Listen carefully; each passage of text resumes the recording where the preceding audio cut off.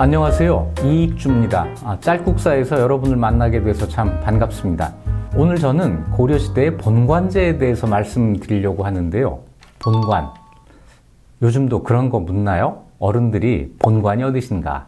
그랬을 때 어디 무슨 씨입니다 그러면 못 배웠군. 그럼 어떻게 대답해야 되죠? 전주 이갑니다 그러면 집에서 교육을 받았군. 전에는 그랬어요. 그런데 요즘은 그렇게 물어보는 사람 없죠. 그래도 자기 본관이 어딘지는 되게 알고 있지 않나요? 어떤 지방. 그리고 여러분이 전부 성을 가지고 있잖아요. 그 지방과 성을 합쳐서 어디 무슨 시 이렇게 구성된 것이 본관입니다. 그런데 이것이 지금 어떤 의미가 있을까요? 그 본관 지역을 한 번도 안 가본 사람이 많을걸요? 자, 이 본관 이야기를 지금이 아니라 고려시대 이야기로 해보겠습니다. 본관도 처음 듣고 고려, 이거 잘 모르는 역사인데 자, 너무 겁내지 마세요. 친절하게 설명해 드리겠습니다. 먼저 여러분에게 고려는 어떤 이미지를 가지고 있나요? 어떤 나라예요? 제가 하나 생각해 볼까요? 신라와 조선을 잇는 나라. 그렇죠. 통일신라 뒤에 고려가 건국됐고 고려가 망하고 조선이 건국됐으니까 신라와 조선을 잇는 나라. 또 놀랍게도 거의 500년 동안 장수한 장수국가입니다. 500년 동안 장수한 나라. 두 가지를 나란히 써놓고 보니까 모두 10글자가 됐네요. 10글자 정의 길이가 똑같습니다. 이런 식으로 몇 개 더 만들어 볼까요? 고려는 우리 역사에서 유일하게 불교, 유교가 공존한 나라입니다. 조선에서는 유교가 불교를 배척했죠. 신라 3부까지는 유교가 불교와 공존할 만큼 성장해 있지 않았습니다. 유일하게 고려가 불교, 유교가 공존한 나라죠. 고려의 문화는 특히 귀족적인 성격이 아주 강합니다. 고려의 문화재들은 좀 있어 보여요. 고려청자, 또 금속공예, 칠기, 불화, 전부 고급스러워 보입니다. 고려가 전체적으로 조선보다 더 잘 산 나라는 아니에요. 하지만 부가 편중이 되고 소수가 부를 독점하면서 그들만의 문화를 만들었기 때문에 그렇습니다. 귀족 문화가 발달한 나라. 또 한 가지 이런 거 있습니다. 넓은 세상과 교류한 나라. 우리나라는 역사 속에서 다른 나라들과 그렇게 활발하게 교류한 편이 아닙니다. 그런 가운데에서도 고려가 그나마 다른 세상, 넓은 세상과 교류한 경험이 있죠. 그래서 우리의 영문 이름 코리아라고 하는 이름이 고려에서 비롯된 거죠. 마지막으로 사실은 이게 오늘 하려는 이야기인데요. 지방 사람들이 세운 나라입니다. 그 이전의 나라들은 전부 서울 사람들이 주인공이에요. 여러분이 알고 있는 삼국시대의 사람들 전부 서울 사람들입니다. 물론 예외적으로 몇 사람 있죠. 하지만 대부분 서울 사람들입니다. 고려 이전의 신라에서 골품제를 이야기하죠. 진골, 육두품, 오두품, 사두품 이렇게 이야기하는데 장난으로라도 내가 그때 태어났으면 몇 두품이야, 진골이야 이런 이야기 하지 마세요. 여러분은 대부분 그때 두품 외입니다. 두품이 아니라는 거죠. 왜냐하면 신라의 골품제는 경주 사람들을 대상으로 하는 신분제이기 때문에 그렇습니다. 지방 사람들은 두품이 아주 없는 거예요. 그러니 얼마나 경주 사람들, 그 당시 서울 사람들이 이 사회적, 정치적인 권력을 독점하고 있었는지 알 수 있죠. 그러다가 신라 말에 지방 사람들이 처음으로 나라를 만드는 데 성공합니다. 지방 사람들이 세운 나라죠. 그래서 지금 몇 개를 제가 찾았어요. 신라와 조선을 잇는 나라, 500년 동안 장수한 나라, 불교, 유교가 공존한 나라, 귀족 문화가 발달한 나라, 넓은 세상과 교류한 나라, 지방 사람들이 세운 나라. 한번 쭉 써보세요. 놀랍게도 길이가 똑같은 10글자죠. 글쎄 이런 것도 있나요? 우리가 가장 모르는 나라, 이것도 10글자가 되겠네요. 자, 지방 사람들이 세운 나라이기 때문에 이 나라는 지방이 중요합니다. 고려를 이해하는 핵심 키워드 가운데 하나가 바로 지방이에요.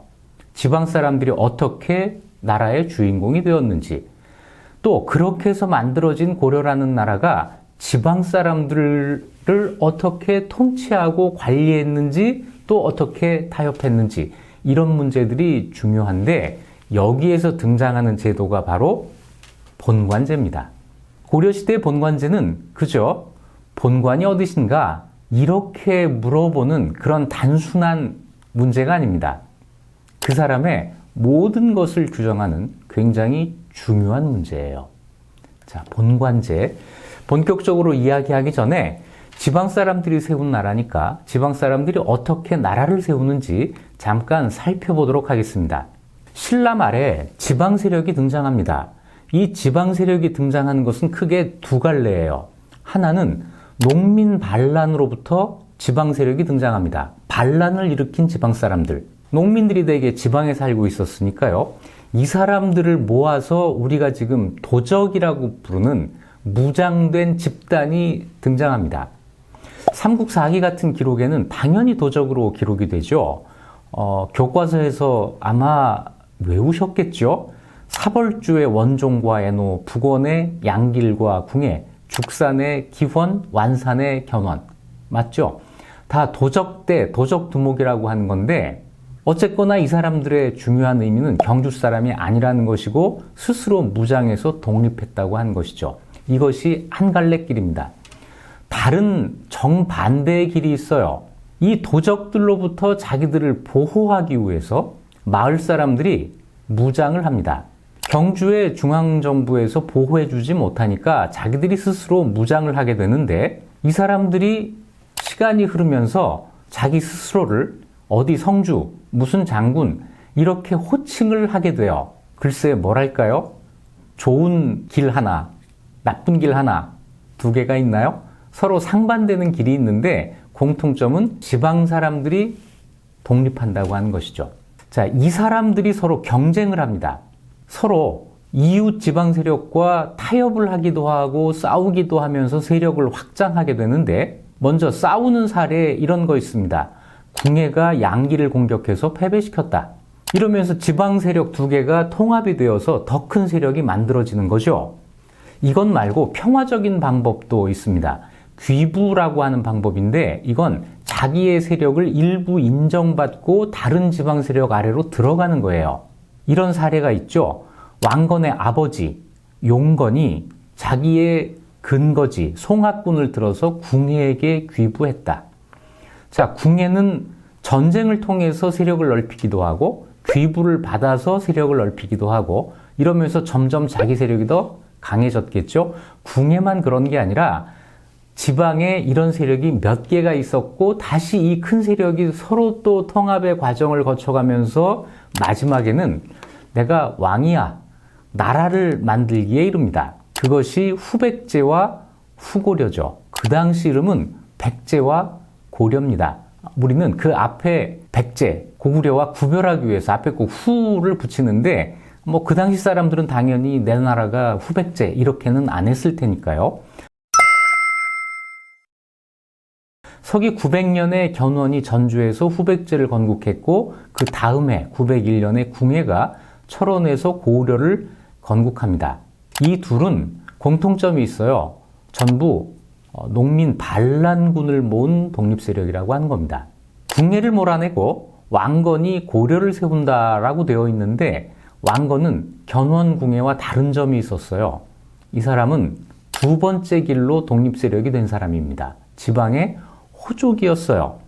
송악, 개성의 해상세력이었고 그래서 출발부터 왕건과 궁예 견훤 두 사람은 다른 점이 있었습니다. 신라는 뭘 했을까요? 전국에 대한 통치권을 상실하고 겨우 경상도 지역에만 지배권이 미치고 있었습니다. 자, 신라와 백제 고려의 후삼국. 자, 이 후삼국의 경쟁이라고 하는 것은 사실은 세 나라의 전면 전쟁을 통해서 누가 이기고 누가 지느냐를 결정하는 게 아니고 지방에 있는 수많은 지방 세력들, 우리가 호족이라고 부르는 이 사람들을 얼마나 많이 내 편으로 끌어들이느냐 하는 걸 가지고 승패가 결정이 나는 이런 구조였습니다. 여기서 누가 이기는 거죠? 맞아요. 왕건이 이깁니다. 왕건이 가장 많은 득표를 했다라고 볼 수가 있는데요. 이것 때문에 왕건이 어떻게 해서 이겼을까? 재밌는 영화가 있습니다. The Good, The Bad, The Ugly라고 하는 영화가 있어요. 놈놈놈의 원조가 되는 영화인데 왕건은 언제나 이 놈놈놈 가운데 좋은 놈이라고 불려져요. 좋은 놈이라 이겼다. 이 얘기죠. 많은 분들이 이런 해석에 동의하지 않아요. 이겨놓고 자기가 좋은 놈이 된 거야. 역사를 왜곡한 거야. 이렇게 많이들 생각하시는데 물론 뭐 그런 생각을 할 수도 있지만은 글쎄요. 역사를 전부 거꾸로 뒤집어 본다고 해가지고 그게 능사는 아닙니다.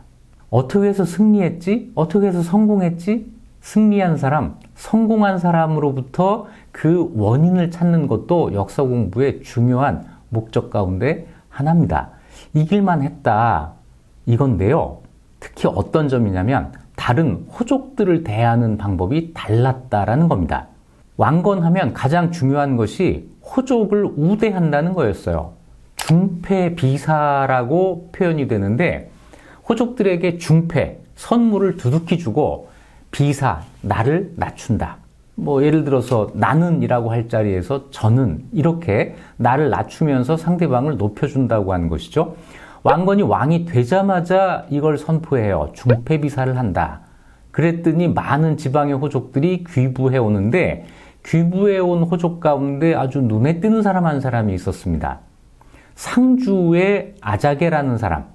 이 사람이 누구냐면 견훤의 아버지예요. 견훤의 아버지가 왕건에게 귀부를 해왔다는 거죠. 왕건의 중패비사 정책이 얼마나 성공적이었는가를 보여주는 사례로 많이 들어지곤 합니다. 왕건이 후백제와 마지막 전투를 한 일리천 전투라는 게 있습니다. 935년에 여기에서 백제가 패배하면서 후삼국이 통일이 되는데요. 이때 동원된 고려군이 총 87,500명이었어요.